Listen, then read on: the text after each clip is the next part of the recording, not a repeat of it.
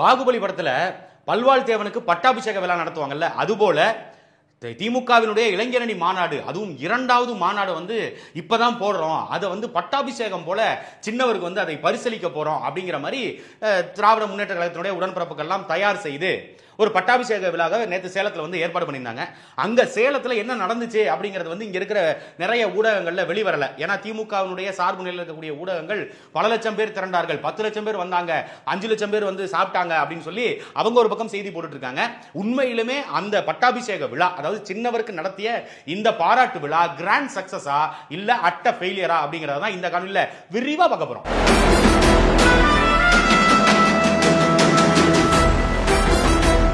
அனைத்துவர்களுக்கும் அசுரன் வணக்கம். திமுகவினுடைய இளைஞரணி மாநாடு, முதல் மாநாட்டை ஐயா மு.க. ஸ்டாலின் அவர்கள் அவர் சின்ன வயசுல, அதாவது அண்ணா கிட்ட வந்து எட்டனா ஆட்டையை போடும் பொழுது அவர் இளைஞரணியை கட்டுறேன்னு சொல்லி அண்ணா கிட்ட கேட்டு அண்ணா வந்து சரி போய் தொலை அப்படின்னு சொல்லி கட்ட சொல்லி அந்த இளைஞரணியில இருந்து உருவாகி இளம் தலைமுறை வந்து கொஞ்சம் கொஞ்சமாக அரசியல் கற்றுக்கொண்டு 50 ஆண்டு காலத்துக்கு பிறகு இன்னைக்கு முதலமைச்சரா வளர்ந்திருக்கிறார் ஐயா மு.க. ஸ்டாலின். அதுபோல சின்ன தத்தி இருக்காருல்ல, அவர் வந்து என்ன பண்றாரு, இரண்டாவது இளைஞரணி மாநாட்டை நான் போடுறேன், இங்க வந்து இளைஞர்களுக்கு நாங்க பயிற்சி கொடுக்க போறோம், இளைஞர்களை வந்து நாங்க கவர போறோம், அதன் விதமாக இளைஞர்களை ஊக்குவிக்கும் விதமாக இந்த மாநாட்டை வந்து நாங்க செய்ய போறோம் அப்படின்னு சொல்லி திமுகவினுடைய உடன்பிறப்புகள்லாம் கழக தோழர்கள் எல்லாருமே சேர்ந்து வேலை செஞ்சாங்க. கிட்டத்தட்ட 3 முறை இந்த மாநாடு தள்ளி போய் இன்னைக்கு 4வது முறையாக ஒரு வழியா நடத்தி முடிச்சிட்டாங்க. ஆனா நடத்தி முடித்த இந்த மாநாடு கிராண்ட் சக்சஸா அப்படின்னா அது கேள்விக்குறிதான்.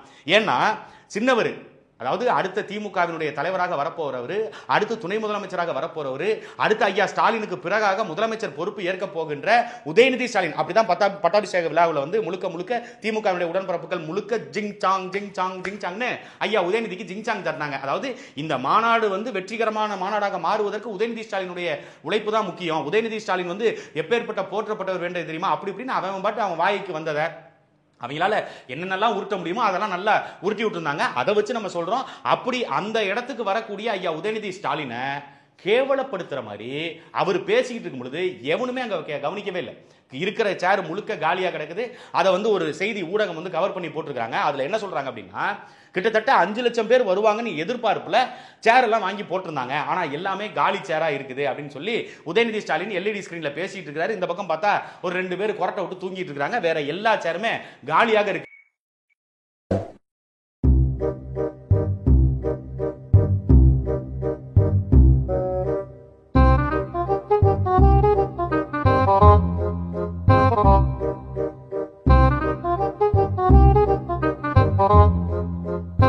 அப்போ ஒரு பகுதியில மட்டும்தான் கூட்டம் இருக்கு அப்படிங்கறத அந்த ஊடகம் சொல்றாங்க. அந்த ஒரு பகுதி எந்த பகுதி அப்படின்னா, திமுக காரன் எங்க நிப்பான், ஒன்னு டாஸ்மார்க் வாசல்ல நிப்பான், இன்னொன்னு அங்க இருக்கிற பிரியாணி அண்டா பக்கத்துல நிப்பான். அப்படி பிரியாணி அண்டா பக்கத்துல திமுகவினுடைய கழக உடன்பிறப்புகள் மொத்த பேரும் போய் குமிஞ்சதுனால அங்க வந்து நிறைய தள்ளுமுள்ளு ஏற்பட்டுச்சு, அடிதடி நடந்துச்சு. அதுக்கப்புறம் ஏறி குதிச்சு போய் அங்க இருக்கிற அண்டாவை, அதாவது பிஜேபி காரங்களை சொல்லுவாங்க, கோயம்புத்தூர்ல அந்த கலவரம் நடக்கும் பொழுது அங்க போய் அண்டாவை திருடிட்டு போயிட்டாங்க பிஜேபி காரங்க, அதுவும் பிரியாணி அண்டாவா பார்த்து திருடிட்டு போனாங்கன்னு சொல்லுவாங்கல்ல. ஆனா இன்னைக்கு அதே திமுக அதே பக்கத்துல இருக்க சேலத்துல அதே பிரியாணி அண்டாவை திருடி இருக்குது. பிரியாணி அண்டாவை மட்டும் திருடல, ஏன்னா திருட்டு அப்படிங்கிறது வந்து திமுகவுக்கு வந்து பழகி போன ஒன்று இல்ல, அவங்க வந்து விஞ்ஞான ரீதியாக திருடக்கூடியவங்க. அப்படி என்ன பண்ணிருக்காங்க, அங்க இருந்த எண்ணெய் டின்னு இருக்குதுல்ல, எண்ணெய் ஊத்துற டின்னு, அதை தூக்கிட்டு போயிருக்காங்க, காய்கறியை தூக்கிட்டு போயிருக்காங்க, அரிசி மூட்டையை தூக்கிட்டு போயிட்டாங்க. அது இல்லாம தண்ணி பாட்டில் கிட்டத்தட்ட 1000 கேஸ் 1 லிட்டர் வாட்டர் பாட்டில் வச்சிருந்திருக்காங்க. அந்த 1000 கேஸையும் திருடிட்டு போயிருக்காங்க.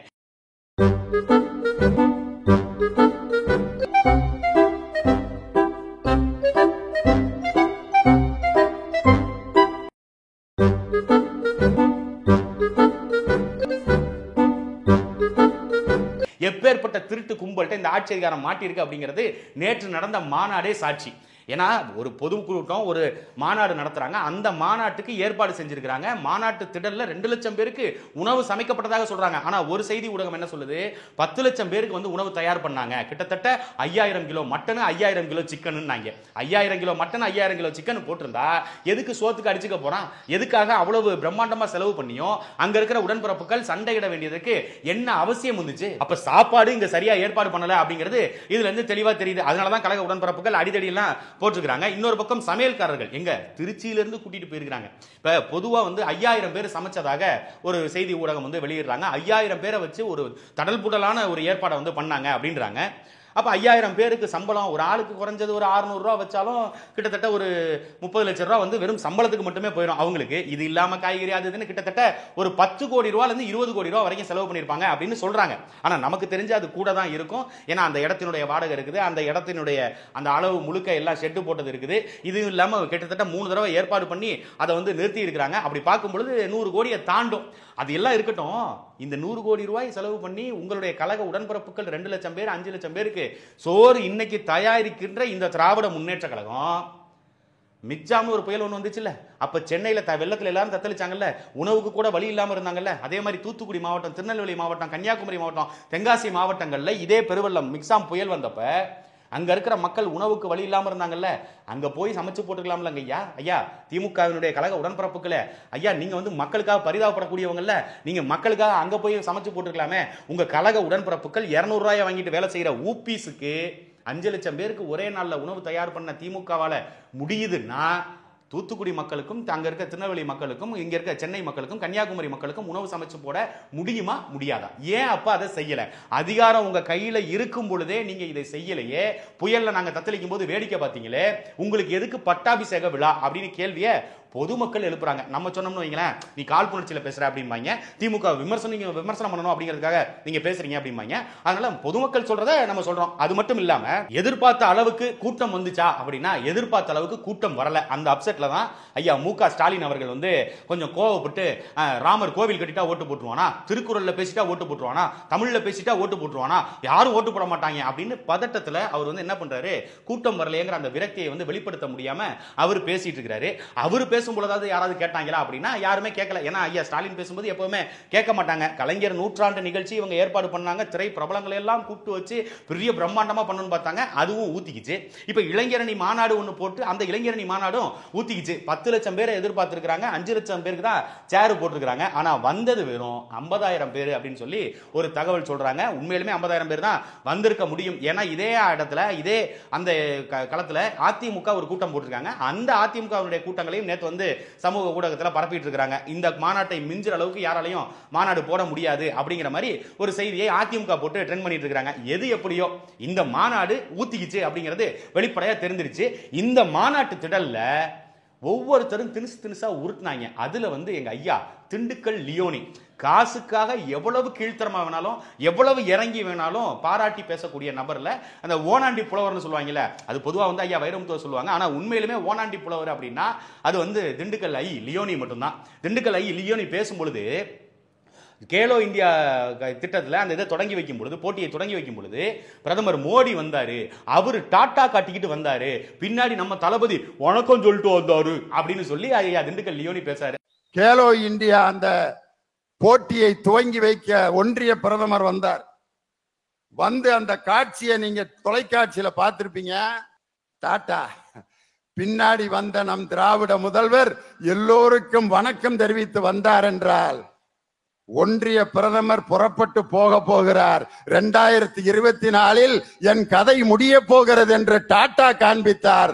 ஆனால் என்னுடைய இந்தியா கூட்டணி ஆட்சியில் வரப்போகிறது என்பதற்கு வணக்கம் தெரிவித்து வந்த திராவிட மாடல் முதல்வருடைய அந்த ஆக்ஷனை நீங்க பார்த்தாலே 2024 என்ன நடக்க போகுதுங்கிறது தெரியும். அதாவது என்னன்னா 2024 நாடாளுமன்ற தேர்தலில் மோடி டாடா பை பைன்னு போறாரா, இவர் ஐயா ஸ்டாலின் வந்து பிரதமராக வரப்போறாரா, அதனால வணக்கம் சொல்லிட்டு வந்தாரு அப்படின்னு லியோனி ஒரு உருட்டி இருக்கிறாப்ல. அண்ணன் லியோனி அண்ணன் ஒன்னே ஒன்று நல்லா தெரிஞ்சுக்கங்க, ஐயா மு.க. ஸ்டாலின் என்ட்ரி இருக்குதுல்ல, இந்த மாநாட்டு தேர்தலுக்குள்ள என்ட்ரி, அதை ஒரு தடவை நீங்க பார்த்துட்டு அப்புறம் பேசணும்.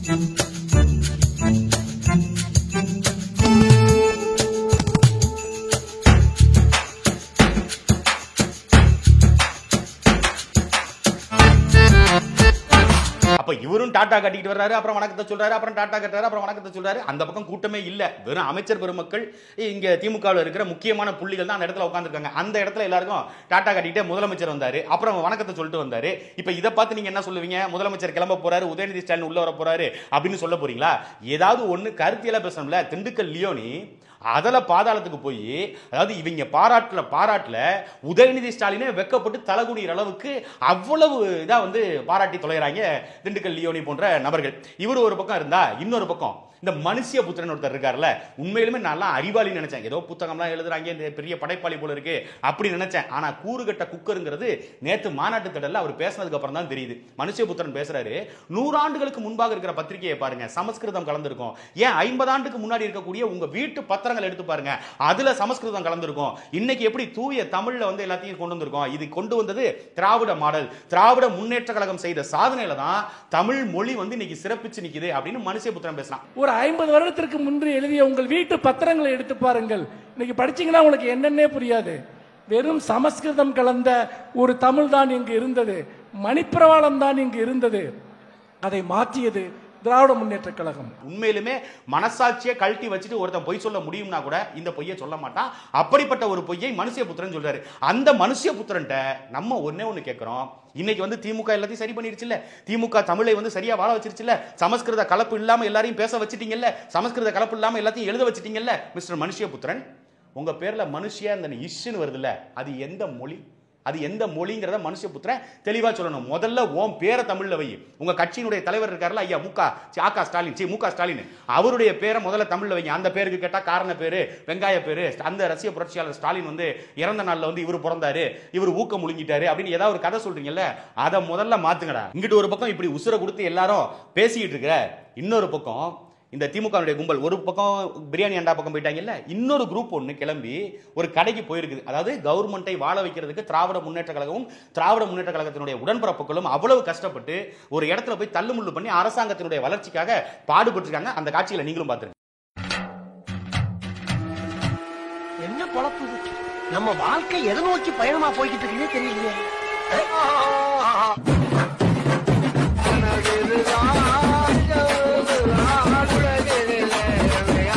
இப்ப தெரியுதா திமுக ஏன் மாநாடு நடத்துது, திமுக இளைஞரணி மாநாடு நடத்தி இளைஞர்கள் எங்க கூட்டிக்கிட்டு போறாங்க, என்ன மாதிரி திட்டத்தில் அவங்க செயல்படுறாங்க அப்படிங்கறத இந்த காட்சிகளை பார்த்தாலே தெரிஞ்சிருக்கும்.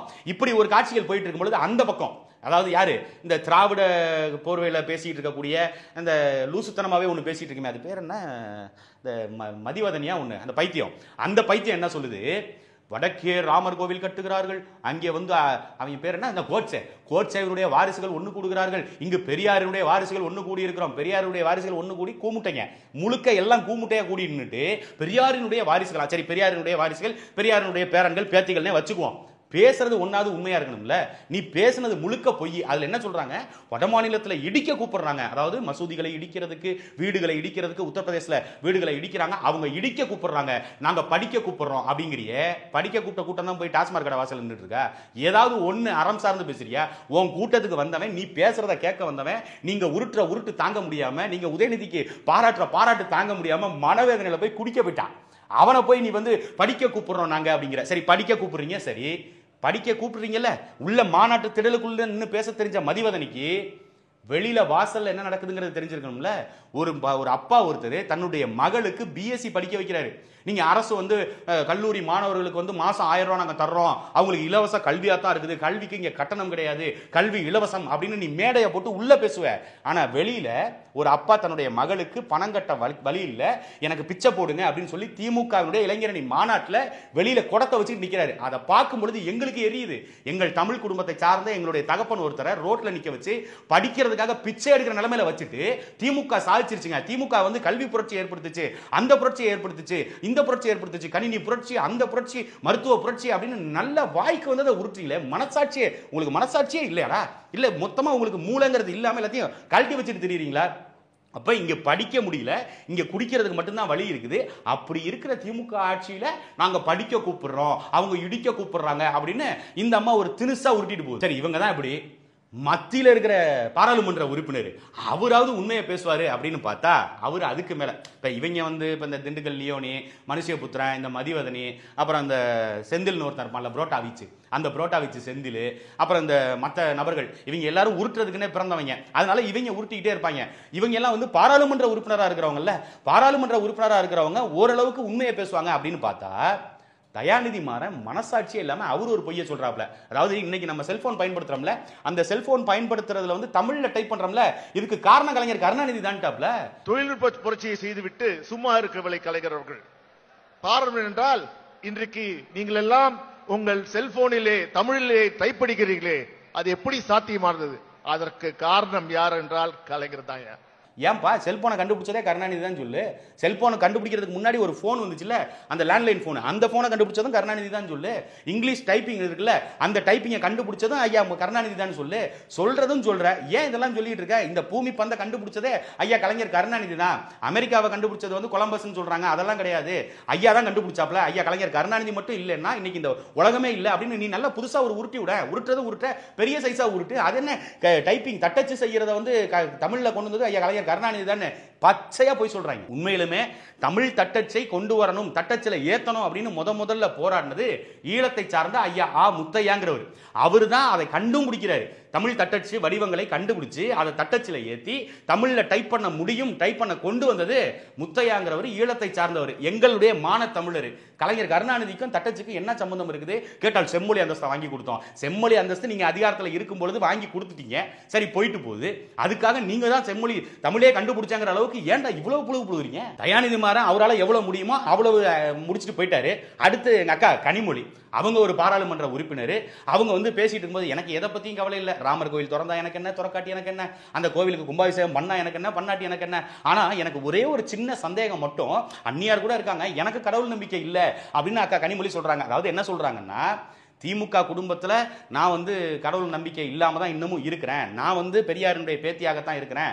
ஆனா நீங்கள்லாம், அதாவது திமுக கூட்டத்தில் இருக்கிற ஐயா மு.க. ஸ்டாலினுடைய மனைவியை வந்து நீங்க வந்து கடவுள் நம்பிக்கையில் இருக்கிறீங்க அப்படின்னு சொல்ல வர்றாங்க. அதாவது வெளியில தான் மற்றவங்களுக்கு எல்லாம் கடவுள் நம்பிக்கை இருக்கக்கூடாதுன்னு சொல்லி திமுக திக போன்ற அமைப்புகள்லாம் பேசும். ஆனா சொந்த வீட்டுக்குள்ள வந்து அவங்க எல்லா இதையும் பார்ப்பாங்க, சாஸ்திரம் பார்ப்பாங்க, சம்பிரதாயம் பார்ப்பாங்க, அது நேரம் பார்த்து போய் வேட்புமனு தாக்கல் பண்ணுவாங்க, ராகு காலத்தில் வேட்புமனு தாக்கல் பண்ண மாட்டாங்க. இந்த மாதிரி வேலையை திமுக தொடர்ச்சியா செய்யும், அது எல்லாருக்கும் தெரிஞ்சதுதான். அதே மாதிரி வெளியில சமூக நீதினு பேசுவான், உள்ள கட்சிக்குள்ள சாதி பேர் சொல்லி இழிவா பேசுவான், சாதி பேர் சொல்லி திட்டுவான், அது எப்படியோ இருந்துட்டு போட்டோம். அப்படியே அக்கா கனிமொழி பேசும் பொழுது அண்ணன் பி.கே. சேகர் பாபு கேட்கிறாங்க, கோவிலை வந்து மொத்தமா முடிக்காம திறக்க கூடாது இல்ல அப்படின்னு சொல்லி அக்கா கனிமொழி கேட்கிறாங்க. சேகர் பாபு அண்ணன் ஐயா அது அக்கா கனிமொழியோட வயசுல மூத்தவரா தான் இருப்பாரு.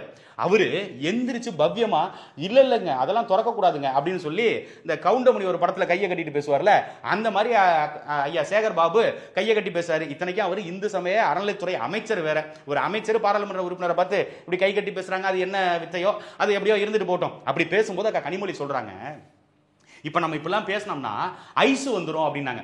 ஐஸ்னு ஐயா மு.க. ஸ்டாலினுடைய அந்த முகத்தை வந்து பார்த்திருந்தோம்னா நமக்கு எக்ஸ்பிரஷன் தெரிஞ்சிருக்கும். ஐஸ்னு ஐஸா, எட்டு ஐஸ், குச்சி ஐஸா, பால் ஐஸா, கோடை ஐஸா, எந்த ஐஸ் கொடுப்பாங்க, பாராட்டுத்துறையில் ஐஸ் எல்லாம் போட்டிருக்கீங்களா அப்படின்னு ஐயா ஸ்டாலின் கேட்டிருந்திருப்பாரு.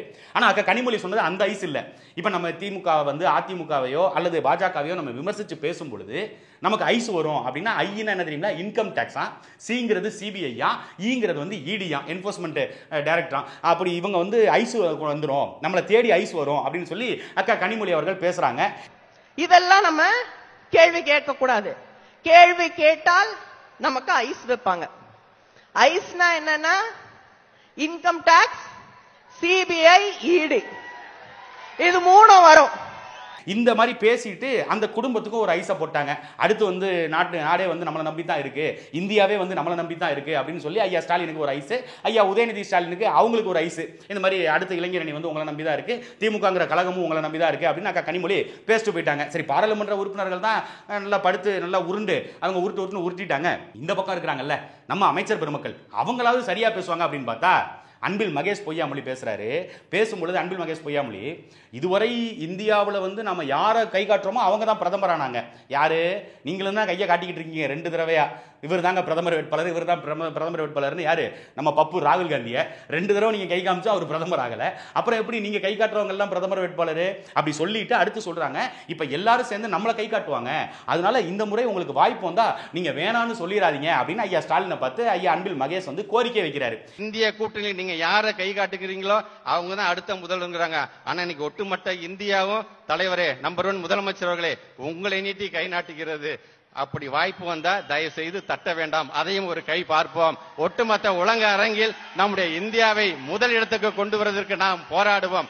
அப்படி நீங்கள் போகும் பொழுது இங்கே நீங்கள் வகுத்து தந்த அந்த பாதை, இங்கே நீங்கள் வகுத்து தந்த திட்டம் மூலமாக அதை அடுத்த கட்டத்துக்கு கொண்டு செல்வதற்கு எங்களது மாநாட்டினுடைய தலைவர், இளைஞரணி செயலாளர், மாண்புமிகு அமைச்சர் உதயநிதி ஸ்டாலின் இருக்கின்றார் என்கின்ற அந்த நம்பிக்கை எங்களுக்கு என்றைக்குமே உண்டு.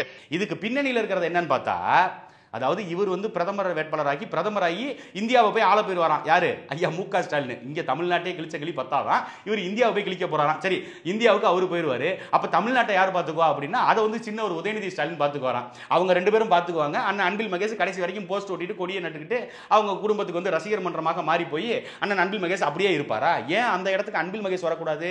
இப்ப உதயநிதி ஸ்டாலின் வந்து ஏற்கனவே அமைச்சரா இருக்காரு. இப்ப துணை முதலமைச்சராக மாற்ற போறாங்க.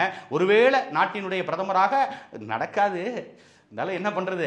கனவு காணுங்க, அதாவது அதீத கனவு காணுங்க அப்படின்னு சொல்லுவாங்கல்ல, அந்த மாதிரி ஐயா ஸ்டாலின் பிரதமர் ஆயிட்டாருன்னு வச்சுக்குவோம். அப்படி ஆயிட்டாருன்னு வச்சு, ஏன்னா தம்பி சிரிக்கிற, டேய் பிரதமர் ஆயிடுவாரா, நீ என்னடா சிரிக்கிற, வாய்ப்பு இருக்குடா. ஏதோ என்ன யாரோ மோடி எல்லாம் நாட்டை ஆண்டுட்டாரு, எங்க ஐயா ஸ்டாலின் ஆள மாட்டாரா? என்ன இருந்தாலும் நம்ம இல்ல, அப்ப ஸ்டாலின் ஆடுறதுக்கு வாய்ப்பு இருக்கு. அப்படி போயிட்டாருன்னு வைங்களேன், ஏன் அன்பில் மகேஷ் முதலமைச்சராக வரக்கூடாது? ஏன் பி.கே. சேகர் பாபு முதலமைச்சராக வரக்கூடாது?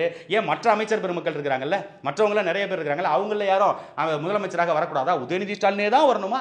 ஏன் உதயநிதி ஸ்டாலின் மட்டும்தான் பேச தெரியுமா? அப்படி பேச தெரிந்த உதயநிதி ஸ்டாலின் அவர் பேசுறாரு பார்த்து படிக்கும்போது, அதாவது அப்பனுக்கு புள்ள தப்பாம பிறந்திருக்குன்னு சொல்லுவாங்கல்ல, அந்த மாதிரி ஐயா உதயநிதி ஸ்டாலின், ஐயா ஸ்டாலின் எப்படி படிக்கும் பொழுது அவர் வந்து பிழை விடுவாரோ, நல்லா பார்த்து படிக்கும்போது ஸ்பெல்லிங் மிஸ்டேக் வருமோ, அதுபோல ஐயா உதயநிதி ஸ்டாலினும் படிக்கிறாரு. அவர் படிக்கிறத நீங்களே ஒரு நிமிஷம் கேளுங்க. அமலாக்கத்துறை உள்ளிட்ட அமைப்புகளை கைப்பாவையாக்கிய ஒன்றிய பாஜக அரசுக்கு கண்டனம்.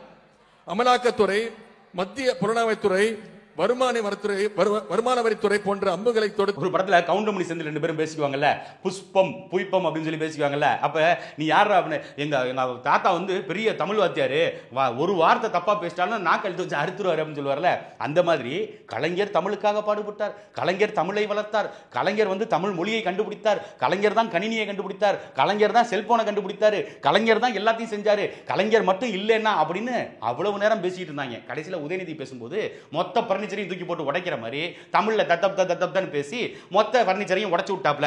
எது எப்படியோ உதயநிதி ஸ்டாலின் அவர்கள் அதுக்கப்புறம் ஒன்னு பேசுறாருங்க, அதுதாங்க இருக்கிறதுலே ஹைலைட். அதே வார்த்தையை தங்கம் தென்னரசு பேசுறாரு. அவர் வந்து ஒரு அமைச்சர். தங்கம் தென்னரசு என்ன சொல்றாரு? மத்திய ஒன்றிய அரசாங்கம் ஜிஎஸ்டி வருவாயை மொத்தமா எடுத்துக்கிட்டு போயிருது, நம்ம கிட்ட இருந்து ₹1 எடுத்துட்டு போனா 29 காசு தான் நமக்கு திருப்பி தருது அப்படின்னு சொல்லி அவர் ஒரு புள்ளி விவரம் சொல்றாரு. அந்த புள்ளி விவரம் சொல்றத நீங்க தெளிவா ஒரு தடவை கேட்டுக்கங்க. நீங்கள் ₹1 அவர்களுக்கு தருகிறீர்கள் என்று சொன்னால் ஒன்றிய அரசு உங்களுக்கு திரும்ப கூடிய அந்த வரி பகிர்வு என்பது 29 காசு. நிதிக்குழுவை எடுத்துக்கொள்ளுங்கள். நிதிக்குழுன்னு ஒண்ணு வச்சீங்கனாலே, பினான்ஸ் கமிஷன் சொன்னாலே ஒவ்வொரு வருஷத்துக்கு நமக்கு உயர்த்தி கொடுக்க வேண்டும். நாம் இன்னைக்கு ₹10 ஒரு பொருளை வாங்க முடிகிறது என்று கேட்டால் 5 வருஷம் கேட்டு அந்த பொருளை நாம் ₹50 வாங்க வேண்டி இருக்கிறது. இன்ஃபிளேஷன், பணவீக்கம் வருகிறது. ஆனால் 12வது நிதிக்குழுவிலே நமக்கு ஒதுக்கப்பட்டிருக்கக்கூடிய நிதிக்கான சதவீதத்தை பார்த்து என்று சொன்னால் 5%. ஆனால் 15வது நிதிக்குழு வருகிற போது நமக்கு 5% என்பது நமக்கு 10% இருக்கலாம், 8% இருக்கலாம். ஆனால் 5% தமிழ்நாட்டை பொறுத்த மட்டிலே 4% குறைக்கிறது. இந்தியாவினுடைய ஒட்டுமொத்தமாக இருக்கக்கூடிய நம்முடைய மக்கள் தொகையிலே தமிழ்நாட்டுக்கு 6% இருக்கிறது என்று சொன்னால், நாம் பெறக்கூடிய நிதிக்குழுவின் மூலமாக நாம் பெறக்கூடிய பணம் வெறும் 4% இருக்கு சொன்னால், இதுல 6 லட்சம் கோடி மத்திய ஒன்றிய அரசாங்கத்துக்கு நாம வரியா செலுத்துறோம், அவங்க திருப்பி நமக்கு 2.25 லட்சம் கோடி கொடுப்பதாக தங்கம் தென்னரசு சொல்றாரு. நீங்க எவ்வளவு வரி செலுத்துறீங்கிறதே தெரியலையே, இவர் துணை முதலமைச்சராக போறாரா? நீங்க எவ்வளவு வரி வந்து திருப்பி வாங்குறீங்கன்னு தெரியலையே, இவர் முதலமைச்சராக போறாரா? இவர் துணை முதலமைச்சராகி இவர் வந்து நாடால போவாரு, நம்ம உட்காந்து வேடிக்கை பார்க்கணும். அதாவது ஐயா ஸ்டாலினுக்கு 86-9 எவ்வளவுன்னு தெரியாது. 5000த்துல 2500 முன்னாடி கொடுத்துட்டீங்க, 1500 கொடுத்தா 5000 கணக்கு சரியா போயிருச்சுன்னு கொரோனா காலகட்டத்தில் பேசிட்டு இருந்தாரு. அப்பயும் அவருக்கு கணக்கு வழக்கு தெரியாது. இப்ப வரைக்கும் ஐயா ஸ்டாலினுக்கு கணக்கு வழக்கு தெரியாது. ஆமா தெரியாது, விட்டுருவோம். மேக்ஸ்ல அவர் கொஞ்சம் வீக். உதயநிதி ஸ்டாலினுமா ரெட் ஜெயின் மூவிஸ் வச்சு நடத்துறீங்க, பல லட்சம் கோடிகள் வந்து புரளுது. ரெட் ஜெயின் மூவிஸ்ல 30,000 கோடி வந்து ஏதோ பண்ணதாக பிடிஆர் ஆடியோ சொல்லுது. இப்படி பல வரவு செலவு கணக்குகள் பார்க்கிற ஐயா உதயநிதி ஸ்டாலினுக்குமா கணக்கு தெரியல? அவங்க வந்து 5 லட்சம் கோடிங்கிறாரு, அப்புறம் 2.5 லட்சம் கோடி திருப்பி தர்றாங்கிறாரு. அதுக்கு முன்னாடி ஒரு வார்த்தையை நீங்க யாரும் கவனிச்சிருக்க மாட்டீங்க, திருப்பி அந்த வார்த்தையை மறுபடியும் கவனிங்க. நீங்கள் ₹1 அவர்களுக்கு தருகிறீர்கள் என்று சொன்னால் ஒன்றிய அரசு உங்களுக்கு திரும்ப கூடிய அந்த வரி பகிர்வு என்பது 29 காசு. பத்தியா, 1 பைசா மாநில அரசாங்கம் வரியாக கொடுத்தா அவங்க திருப்பி 29 பைசா தராங்க. அப்ப எவ்வளவு கூட வருது? கிட்டத்தட்ட 28 பைசா, 280 மடங்கு கூடுதல் தொகையை அங்க இருந்து மத்திய ஒன்றிய அரசாங்கம் கொடுப்பதாக சின்னவர் சொல்றாரு. இப்ப சின்னவர் கணக்குல வீக்கா இல்ல கணக்குல வந்து அவருக்கு ஒண்ணுமே தெரியலையா அப்படிங்கறத பாக்குற நீங்க தெளிவுபடுத்திக்கணும். 1 ரூபான்னு சொல்ல தெரியாம 1 பைசான்னு சொல்றாரு. ஏன்னா உளறல் எதுக்காக? பதட்டம் ஏன் வருது? கூட்டம் இல்ல. கூட்டம் ஏன் இல்ல? எவனுக்கும் சரியா காசு கொடுக்கல. ஏன் எவனுக்கும் சரியா காசு கொடுக்கல? நம்பி நின்ற அமைச்சர் பெருமக்கள், நம்பி நின்ற கழக மாவட்ட செயலாளர்கள் எல்லாரும் காசு ஆட்டையை போட்டுட்டு கூட்டத்தை கூட்டிட்டு வரல. கலைஞர் நூற்றாண்டு விழாவை வந்து எப்படி வேணும்னே வீழ்த்தினாங்களோ அங்க இருக்கிற திமுக உடன்பிறப்புகள், அது போல இளைஞரணி மாநாட்டை வீழ்த்தி ஆகணும். ஏன் அந்த வீழ்த்தணும் அப்படிங்கிற காரணமும் இருக்கு. நீ இன்னைக்கு வருவ, உங்க அப்பா பேரை சொல்லி நீ வந்து எம்எல்ஏ ஆவ, அதுக்கப்புறமேட்டு நீ வந்து கழக இளைஞரணியை எடுத்துக்குவ, நீ அமைச்சராயிருவ, நாளைக்கு துணை முதலமைச்சராவ, அப்புறம் முதலமைச்சராவ. நாங்க வந்து கடைசி வரைக்கும் உனக்கு போஸ்ட் ஓட்டிட்டு கொடி நட்டுட்டு நாங்க கடைசி வரைக்கும் சின்னவர் வாழ்க, தளபதி வாழ்க, பெரியவர் வாழ்க, அடுத்து சின்னவர் வாழ்க அப்படின்னு கொடி பிடிக்கணுமா? அப்படி கொடி பிடிக்கிறதுக்கு நாங்க ஒன்றும் பொன்முடி மாதிரி ஆள் கிடையாது. நாங்க வந்து வேற மாதிரி, நாங்க உண்மையான கழகத்துக்காக வேலை பார்த்தவங்க, நாங்க அண்ணாவின் வழியில பெரியாரின் வழியில நிக்கிறவங்க அப்படின்னு சொல்லி உண்மையான கழக உடன்பிறப்புகள் இதுக்கு தெளிவான வேலையை பார்த்திருக்காங்க. ஆக மொத்தத்துல எப்படி சுத்தி வளைச்சு பார்த்தாலும் திமுகவுடைய மாநாட்டு திடல்ல ஒரு பக்கம் சோத்துக்கு அடிச்சுக்கிட்டான், ஒரு பக்கம் சரக்கு அடிச்சுக்கிட்டான், ஒரு பக்கம் சீட்டாட்டம். சீட்டு ஆடிட்டு இருக்கிறாங்க. உதயநிதி ஸ்டாலின் உசுர கொடுத்து 26 தீர்மானங்களை படிச்சுக்கிட்டு இருக்காரு. அவர் தீர்மானத்தை படிக்கும் பொழுது அங்க உட்காந்து சீட்டு விளையாண்டுட்டு இருக்காங்க. எதுக்கு? கழக உடன்பிறப்புகள் சீட்டாடுறான். இவங்க அப்படி தாண்டா எதையாவது பேசிட்டு இருப்பாங்க. நம்ம பாட்டு சீட் ஆடிட்டு போமா, வந்தோமா, காசா கொடுத்தாங்களா, சாப்பிட்டோமா, சரக்க போட்டோமா, சீட்டாடினோமா, ஜாலியா.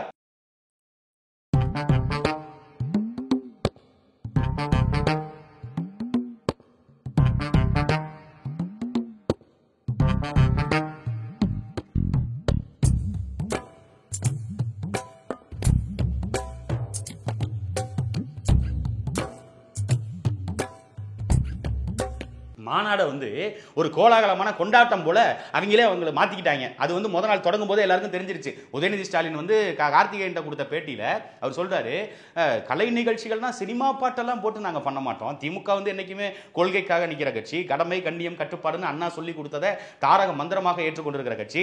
50 வருடங்களாக அண்ணா கண்ட கனவு வந்து திமுக ஆரம்பிக்கும் போது அவர் 5 உறுதிமொழி என்ன சொன்னாரோ அதே உறுதிமொழியை தான் இன்ன வரைக்கும் கடைபிடிச்சிட்டு இருக்காங்க. விஜய் சேதுபதி படம் ஒண்ணு, அதுல கடத்த போறதுக்கு முன்னாடி ஒரு 5 பாயிண்ட் ஒன்று கொடுப்பாருல, இப்படி வந்து யாரையும் வந்து மிரட்டக்கூடாது, கொலை செஞ்சிருவேன்னு மிரட்டக்கூடாது அப்படின்னு ஒரு 5 பிரிகாஷன்ஸ் கொடுப்பாங்கல்ல, இதெல்லாம் வந்து கடைபிடிக்க வேண்டியதுன்னு.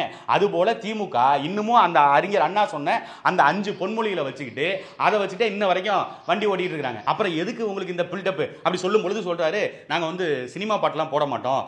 பூபாலன் இருக்காருல்ல, புதுகை பூபாலன், அவரை கூட்டிட்டு வந்து அவருடைய கலை நிகழ்ச்சிகள் நடத்த போறோம் அப்படின்னு சொன்னாங்க. ஆனா முத நாள் மாநாட்டு திடல்ல என்ன பாட்டு ஓடிச்சு அப்படிங்கிறத நீங்களே மறுபடியும் பாருங்க. 2 கலை நிகழ்ச்சிலாம் வந்து சினிமா பாட்டு பலம் கிடையாது. புதுகை பூபாலம் அப்படின்ற ஒரு கலைக்குழுவினர் வந்து ஒரு ஆட்சியுடைய சாதனைகள், ஒன்றிய அரசு என்னெல்லாம் நம்ம வந்து நம்ம மாநிலத்தை வந்து நம்மளுடைய உரிமைகள் எல்லாம் பறிக்குதுன்னு ஒரு நகைச்சுவையா இளைஞர்களுக்கு போய் சேர்ற மாதிரி ஒரு நாடகம் நடத்துறாங்க.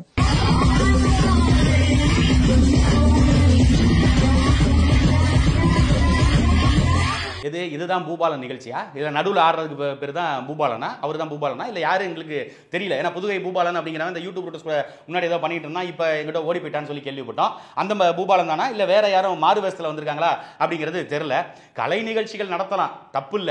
நம்மளுடைய பாரம்பரியத்தை, நம்மளுடைய வரலாற்றை சொல்லக்கூடிய நடனங்கள், நம்மளுடைய வரலாற்றை சொல்லக்கூடிய காவடி ஆட்டம், அந்த மாதிரி தமிழர்களுடைய பாரம்பரிய கலை நிகழ்ச்சிகள் எத்தனையோ இருக்கு. அதையெல்லாம் எடுத்து செய்ய வேண்டிய திமுக மாநாட மயிலாட போட்டாங்க முதல்ல. இப்போ வந்து இந்த மாதிரி குத்து டான்ஸ், இது இங்க மட்டும் இல்ல, திமுகவுடைய மேடைகள்ல, அதிமுகவுடைய மேடைகள்ல இந்த மாதிரி கவர்ச்சி நடனங்கள் போட்டு தான் மக்களை ஈர்க்க முடியும். அப்பதான் இளைஞர்கள் அங்க நோக்கி வருவாங்க அப்படிங்கிறது அவங்களுடைய எண்ணம். அது எப்படியோ இருந்துட்டு போட்டோம், மூளைக்குள்ள இருக்கிறது தானே செயல்பாட்டில் வெளியே வரும். அவங்களுடைய எண்ணம் முழுக்க, சிந்தனை முழுக்க அப்படியே தான் இருக்கு. அதனாலதான் திமுக அப்படியே இருக்கு. சரி, அதை விட்டுருவோம். ஆனா கலை நிகழ்ச்சிகள், சினிமா பாட்டு போட மாட்டேன் அப்படின்னு சொல்லி 2 நாளைக்கு முன்னாடி பேட்டியில சொன்ன உதயநிதி ஸ்டாலின் இதை உட்காந்து ரசிச்சுக்கிட்டு ட்ரோன் ஷோ எல்லாம் வேற போட்டீங்களே. 1500 ட்ரோன், அதாவது ஒரு ஊடகம் 1000 ட்ரோன் போட்டவனே 1000 தான் சொல்றான். ஒரு ஊடகம் 1500, ஒருத்தர் 2000, ஒருத்தர் 2500. அதே போலதான் 5 லட்சம் பேருக்கு சாப்பாடுனா 10 லட்சம் பேருக்குங்கிறது, 1000 கிலோ மட்டன் எடுத்தாங்கன்னா 5000 கிலோ மட்டன்ங்கிறது, இப்படி முழுக்க பொய்களால் நிரம்பி கட்டமைக்கப்பட்டதுதான் சேலத்தினுடைய இந்த இளைஞரணி மாநாடு.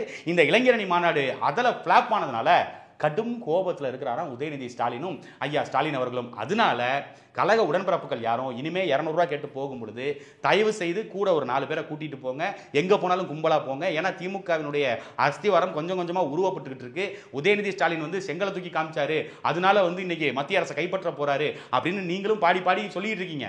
ஆனா உண்மை என்னன்னா, அங்க ராகுல் காந்தி டென்ஷன் ஆகி ட்ரிகர் ஆகி அவர் தெருவில் இறங்கி ஓடிட்டு இருக்கிறாப்ல. அவரை கோயிலுக்குள்ள ஏதோ ஒரு கோயிலுக்குள்ள உடலையா காலையில உட்காந்து நான் என்ன பாவம் பண்ணேன், நான் என்னடா தப்பு பண்ணேன் அப்படின்னு உங்களுடைய பிரதமர் வேட்பாளர் அங்க ஒரு பக்கம் அழுதுகிட்டு இருக்காரு. இன்னொரு பக்கம் மம்தா வந்து எனக்கு முக்கியத்துவம் இல்லை அப்படின்றதுனால இந்தியா கூட்டணி வந்து நான் வெளியேற போறேன் அப்படின்னு அவங்க ஒரு பக்கம் அறிவிச்சிருக்காங்க. இதுக்கு மத்தியில இந்தியா கூட்டணி இருக்குமா இருக்காதா அப்படிங்கிறது தெரியல.